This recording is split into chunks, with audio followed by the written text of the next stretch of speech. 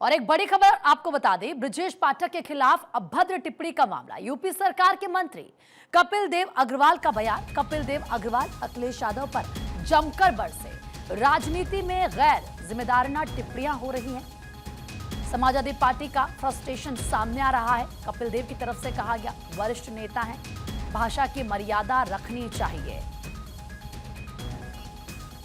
में इन दिनों डीएनए पर खूब चर्चा हो रही है। उत्तर प्रदेश के डिप्टी सीएम ब्रजेश पाठक ने समाजवादी पार्टी के डीएनए पर सवाल उठाया तो उन्हीं पर समाजवादी पार्टी के सोशल मीडिया हैंडल्स पर सवाल उठा दिया गया, उनके डीएनए पर सवाल उठा दिया गया। बवाल मचा हुआ है, वार पलटवार हो रहे हैं। इस बीच उत्तर प्रदेश सरकार में ही मंत्री कपिल देव अग्रवाल जी हमारे साथ हैं, उनसे बात कर लेते हैं।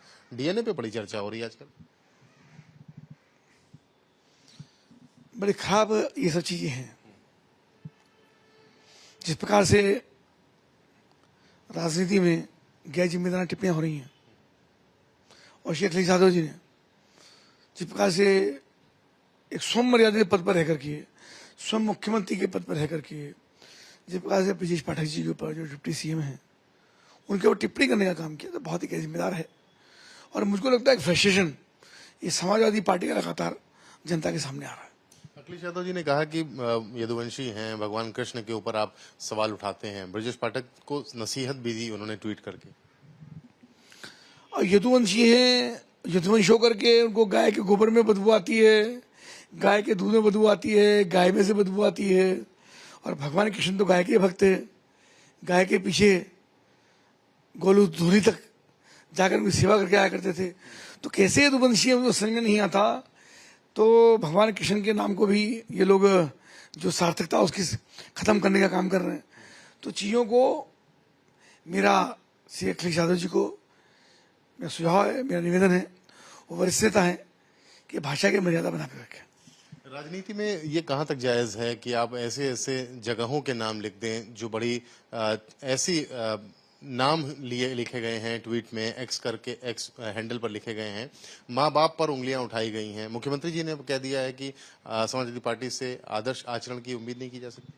देखिए, बहुत ही गैर जिम्मेदार जिन स्थानों की आप बात कर रहे हो, ये शब्द राजनीति में पहली बार हमने सुना। बेहद निंदनीय है और बहुत व्यक्तिगत जीवन में झांकने का किसी को ज्यादा औचित्य भी नहीं होता।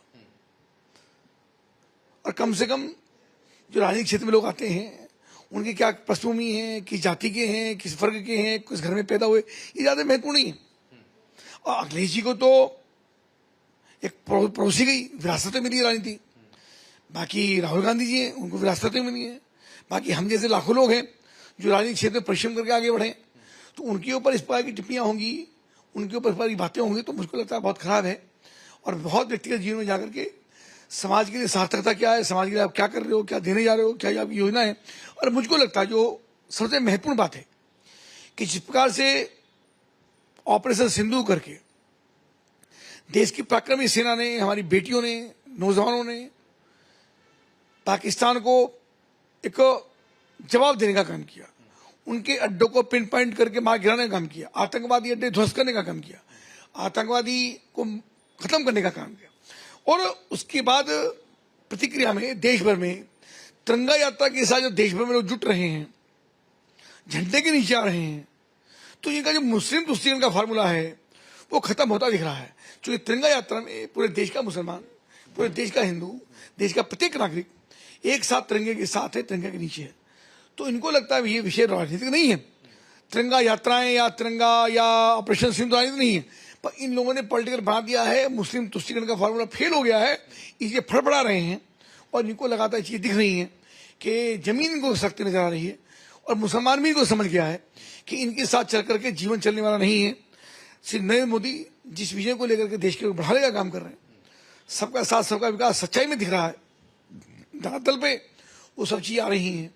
और मुस्लिम के लिए सर्वांगीण विकास की योजनाएं बन रही हैं। बेटियां शिक्षा के क्षेत्र में आगे बढ़ रही हैं, नौकरी के अवसर मिल रहे हैं। एक हमारी बेटी ने ऑपरेशन सिंदूर में पराक्रम करके पूरे देश को दोनों बेटियों ने गौरवान्वित पूरे देश को करने का काम किया। तो तुष्टिकरण की जो राजनीति थी वो छटपटाहट है, वो इनको लगती है। बिल्कुल छटपटाहट लग रही है और इसीलिए इस तरीके के बयान भी डीएनए को लेकर के आ रहे हैं, लेकिन ऐसे नहीं आने चाहिए, ये भी कहना है इनका। लखनऊ से कैमरामैन रोशन के साथ रतीश त्रिवेदी, भारत 24।